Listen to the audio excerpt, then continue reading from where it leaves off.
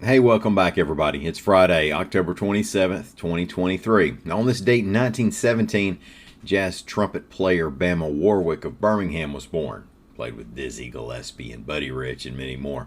In 1973, Alabama set a collegiate record with 833 total offensive yards in a 77-6 win over Virginia Tech. Now, that's still a school record, by the way, as is the 748 rushing yards for the Tide that day. Well, let's talk about ethics, monkey business, and endangered bats. My name's Ike Morgan, and we are down in Alabama.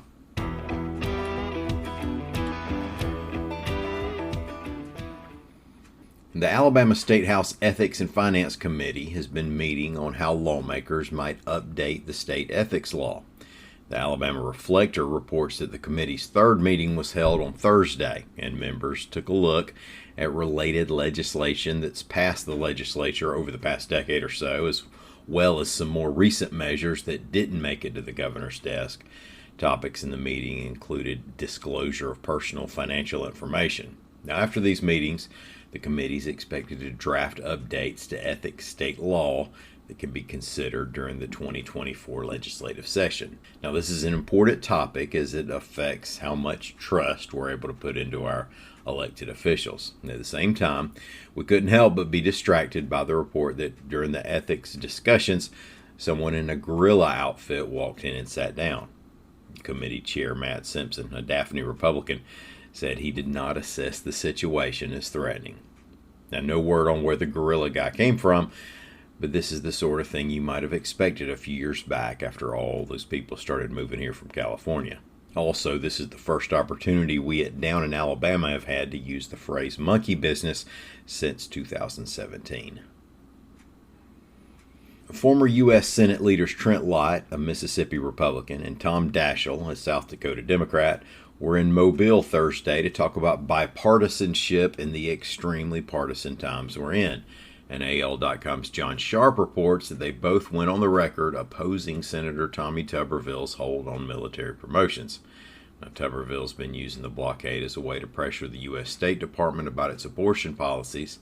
Democrats in the Senate are able to get around the blocks by holding a roll call vote on each one. But now there are reportedly more than 350 openings to be filled, so catching up one at a time could take a while. Lott said, quote, "I'm from Pascagoula and I feel strongly about the military. It's not a good idea to hold up these nominations, quite frankly." Now we have good news on an endangered species in Alabama. The northern long-eared bat lives in caves in North Alabama, and it's one of the kinds of bats that have been decimated by white nose syndrome. But AL.com's Dennis Pillion reports that the northern long-eared bat has been found in coastal Alabama. White nose syndrome spreads among cave-dwelling bats, and these bats in coastal Alabama mostly live in the woods rather than caves. They also don't hibernate like the ones in the northern part of the state. Now, this started back in May in Baldwin County when researchers captured 3 of the bats. One was male.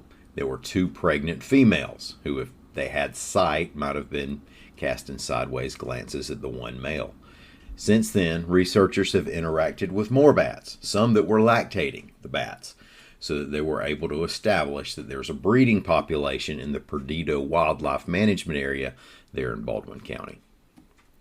Well, thank y'all so much for listening. Have a great weekend. We're going to be back on Monday. Until then, y'all come see what we're up to on the internet at al.com.